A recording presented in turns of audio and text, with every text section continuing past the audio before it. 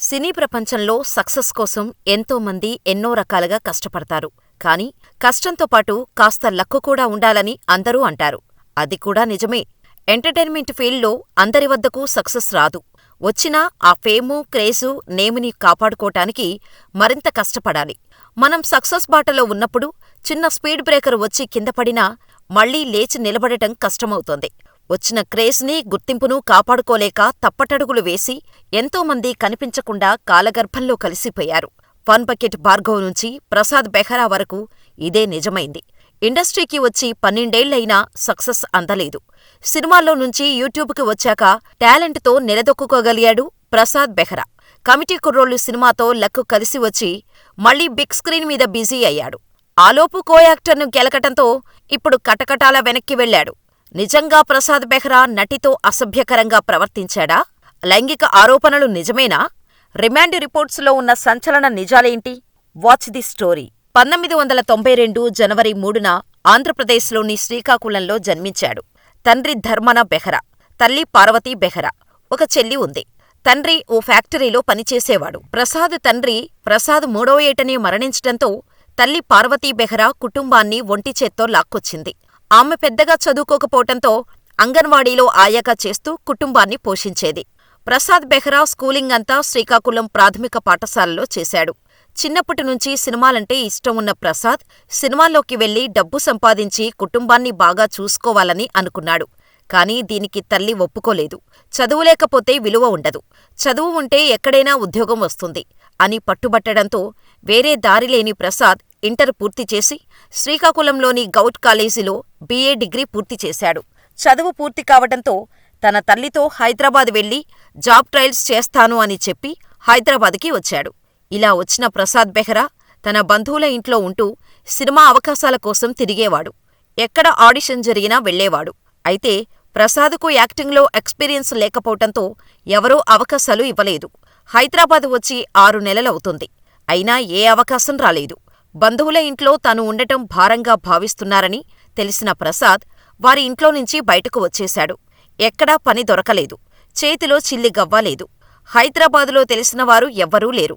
తిరిగి ఊరికి వెళ్ళిపోదామంటే అమ్మకు భారమవుతానేమో అనుకుంటూ హైదరాబాదులోనే ఫుట్పాత్ దగ్గర పడుకుంటూ పోలీసులు స్టేషన్లో పెట్టి భోజనం పెడతారని వేశ్యలతో పాటు పోలీస్ జీప్ ఎక్కేవాడు. వారికి ప్రసాద్కి సంబంధం లేదు అని తెలియటంతో పోలీసులు మధ్యలోనే వదిలేసి వెళ్లిపోయేవారు. ఈ విషయాన్ని స్వయంగా ప్రసాద్ ఓ ఇంటర్వ్యూలో చెప్పాడు. ఇలా ఎన్నో ఇబ్బందులు పడ్డ ప్రసాద్కి రియల్ ఎస్టేట్లో వేకెన్సీలు ఉన్నాయని పోస్టర్ కనిపించటంతో అక్కడికి వెళ్లి రియల్ ఎస్టేట్లో జాయిన్ అయ్యాడు. అక్కడ ఓ 3 నెలలు పనిచేసి కొంత డబ్బు వచ్చిన తర్వాత జాబ్కు రిజైన్ చేసి సినిమా అవకాశాల కోసం తిరగడం మొదలుపెట్టాడు. ఇలా ప్రయత్నాలు చేస్తున్న ప్రసాద్కి చివరికి డైరెక్టర్ మారుతి దగ్గర అసిస్టెంట్ డైరెక్టర్గా చేరాడు. ఇలా కొందరి పరిచయంతో స్క్రిప్ట్ రైటర్గా, డైలాగ్ రైటర్గా పనిచేస్తూ ఉండేవాడు. ఇలా అంతా సాఫీగా వెళ్ళిపోతుంది అనుకున్న టైంలో ప్రసాద్ జీవితం పెద్ద షాకిచ్చింది. షూటింగ్ స్పాట్కి వెళ్తున్న ప్రసాద్కి యాక్సిడెంట్ అవటంతో తన 2 కాళ్లకు, తలకు దెబ్బ తగలటంతో కోమాలోకి వెళ్లిపోయాడు. ఈ విషయం తెలుసుకున్న ప్రసాద్ అమ్మగారు హైదరాబాద్ వచ్చి ప్రసాద్ని శ్రీకాకుళం తీసుకుపోయారు. అలా కొన్నాళ్లకు కోలుకున్న ప్రసాద్ అక్కడే ప్రైవేటు కంపెనీలో పనిచేయటం మొదలుపెట్టాడు. కానీ ప్రసాద్కి ఆ జాబ్ చేయటం ఇష్టం లేదు. అయినప్పటికీ తప్పని పరిస్థితుల్లో ఆ జాబ్ చేస్తూ 5 సంవత్సరాలు గడిపాడు.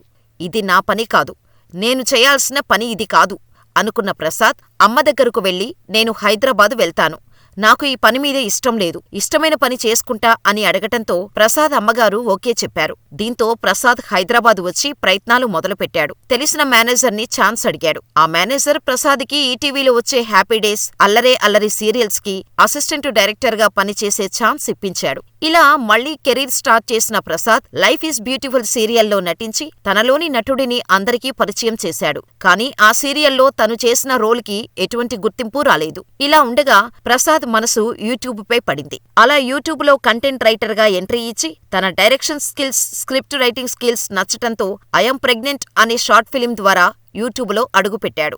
ఆ సిరీస్ అంతగా ఆడకపోయినా ప్రసాద్ యాక్టింగ్ బాగుండటంతో ఆఫర్స్ కుప్పలు కుప్పలుగా వచ్చి పడ్డాయి. ఇలా ఫుల్ జోష్ లో షార్ట్ ఫిలిమ్స్ తీసుకుంటూ దూసుకుపోతున్న ప్రసాద్ బ్రేకప్ షోడా షార్ట్ ఫిలిం చేస్తున్న టైంలో జాను నారాయణ అనే కో యాక్టర్ తో పరిచయం ఏర్పడింది. ఈ పరిచయం మెల్లగా ప్రేమగా చిగురించింది. అలా పెళ్లి విషయం ఇద్దరూ తమ ఇంట్లో చెప్పగా జాను ఫ్యామిలీ వీరి పెళ్లికి ఒప్పుకోలేదు. అయినా పట్టు వదలకుండా పెళ్లికి ఒప్పించారు. దీంతో 2021 జనవరి 15న వీరి పెళ్లి ఘనంగా జరిగింది. పెళ్లి జరిగిన తర్వాత జానుకి సినిమాల్లో ఆఫర్లు రావటం మొదలయ్యాయి. కానీ ప్రసాద్ సినిమాల్లో నటించడానికి ఒప్పుకోలేదు. ఈ విషయంపై ఇద్దరికీ గొడవలు జరగటం మొదలయ్యాయి. అర్థం చేసుకుని సినిమాల్లో నటించడానికి ఒప్పుకుంటాడు అనుకుని పెళ్లి చేసుకుంటే ప్రసాద్ పెళ్లి తర్వాత యాక్టింగ్ వద్దు అనటం తట్టుకోలేకపోయింది జాను. దీంతో ఇద్దరి మధ్య చిన్న చిన్న గొడవలు జరుగుతుండేవి. దీనికి తోడు ప్రసాద్కి యూట్యూబ్ నుంచి వచ్చే ఆదాయం తప్ప రెండో సోర్స్ లేకపోవటం, ఫ్యామిలీ ఇబ్బందుల కారణంగా జాను 2 ప్రాజెక్టులకు సైన్ చేసింది. ఈ విషయం ప్రసాద్కు తెలిసి గొడవ చేయటంతో పెళ్లైన 2 సంవత్సరాలు కూడా కాకుండానే విడాకులకు అప్లై చేశారు. ఇలా ఇద్దరూ విడిపోయి ఎవరి జీవితం వారు బ్రతుకుతున్నారు. మధ్యలో కుటుంబ సభ్యులు, తెలిసిన సన్నిహితులు వీరిని కలిపేందుకు ప్రయత్నించినా ప్రయోజనం లేకుండా పోయింది. ఇలా ప్రసాద్ లైఫ్ ఫుల్ డిస్టర్బ్ అవటంతో మద్యానికి బానిసై కెరియర్ పై ఫోకస్ లేకుండా ఉండటంతో చాలా వరకు నష్టపోయాడు. ఒకానొక టైంలో సూసైడ్ కూడా చేసుకున్నాడట.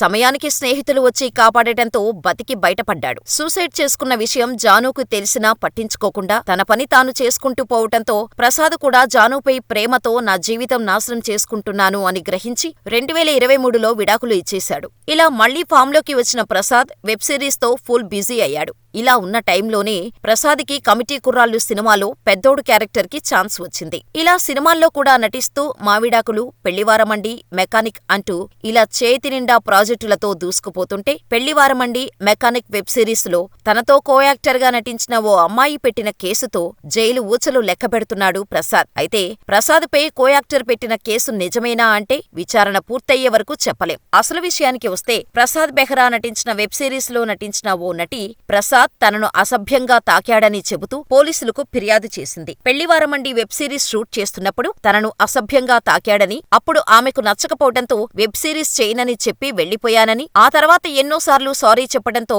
1 సంవత్సరం గ్యాప్ తీసుకుని మెకానిక్ అనే వెబ్ సిరీస్ కి ప్రసాద్తో మళ్లీ కలిసి నటించడం మొదలుపెట్టానని, అయినప్పటికీ కూడా అతని బుద్ధి మారలేదని, నన్ను టచ్ చేయటం షూట్ లొకేషన్ లోనే అందరి ముందు నా మీద పడే ప్రయత్నం చేయటం చేస్తున్నాడని, నాతో అతడు మాట్లాడే భాష సరిగా లేదని, ఆ భాష కారణంగా ప్రసాద్ అంటే నాకు భయం వేస్తుందని, డిసెంబర్ 11వ తేదీన మధ్యాహ్నం 2:30 గంటల సమయంలో అందరి ముందు నా బ్యాక్ ను అసభ్యకరంగా తాకాడని, ఎందుకు కొట్టావని అడిగితే సరైన సమాధానం చెప్పలేదని, సెట్లో ఉన్న అందరూ అది జోక్ అనుకుని నవ్వేశారని, షూట్ చేస్తున్న సమయంలోనే ఎన్నోసార్లు నా బ్యాక్ గురించి అసభ్యంగా మాట్లాడాడని, అంతేకాక నా ముఖం మీద వస్తున్న వెంట్రుకల గురించి కూడా వల్గర్ గా మాట్లాడాడని ఫిర్యాదులో వివరించింది కో యాక్టర్. ఆ యాక్టర్ పేరు చెప్పకూడదు కాబట్టి మేము చెప్పలేకపోతున్నాం. ఇదిలా ఉంటే పోలీసులకు ఈ కంప్లైంట్ 14వ తేదీన అందటంతో పోలీసులు ప్రసాద్ని అరెస్ట్ చేసి కోర్టులో ప్రొడ్యూస్ చేశారు. కోర్టు 14 రోజులు రిమాండ్ విధించింది. అయితే ఈ సంఘటనపై కొందరు ప్రసాద్ని కావాలని ఇరికిస్తున్నారని అంటున్నారు. అయితే అతని మాటల ప్రకారం ప్రసాద్ బెహ్రాకి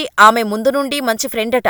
అయితే ఆ యాక్టర్కి కొంచెం నత్తి సమస్య ఉండటంతో, డైలాగులు సరిగ్గా పలకలేకపోవడంతో ప్రస్తుతం తీస్తున్న మెకానిక్ అనే సిరీస్ లో ఆమె పాత్రని ప్రసాద్ బెహ్రా తగ్గించాడట. అయినప్పటికీ ఆమె షూటింగ్ టైంలో డైలాగులు సరిగ్గా పలకలేక ఇబ్బంది పడిందట. దీంతో కోపం వచ్చిన ప్రసాద్ బెహ్రా అందరి ముందు ఆమెను తిట్టాడట. దీంతో కోపంగా ఉన్న ఆమెకు కూల్ చేయటం కోసం షాట్ ముగిసిన తర్వాత ప్రసాద్ తన స్టైల్లో కామెడీ చేశాడట. అందులో భాగంగా ఆమెతో ఉన్న చనువు కారణంగా ఆమెను టచ్ చేశాడట. కోపంలో ఉన్న లేడీ యాక్టర్ ఫ్రస్ట్రేషన్ లో ప్రసాద్ పై కేసు పెట్టి ఇంతవరకు తీసుకువచ్చిందని అంటున్నారు. ఆ తర్వాత ప్రసాద్ ఆమెను కన్విన్స్ చేయటానికి వెళ్తే ఆమె తప్పుగా అర్థం చేసుకున్నట్టు ప్రసాద్ బెహ్రా తన స్నేహితుల వద్ద చెప్పాడట. అయితే ఇది పూర్తిగా ప్రసాద్ బెహ్రా వర్షన్. మరి నిజాలు ఏంటి? వీరి గొడవ తెలిసిన వారు ఎవరికి మద్దతుగా నిలబడతారు అనే దాన్ని బట్టి కేసు ఓ కొలిక్కి వస్తోంది. మరి మీరేమనుకుంటున్నారు? నిజంగా ప్రసాద్ తప్పు చేశాడా లేదా అమ్మాయే తప్పుగా అర్థం చేసుకుందా? మీ అభిప్రాయమేంటో మా కామెంట్ రూపంలో తెలియచేయండి.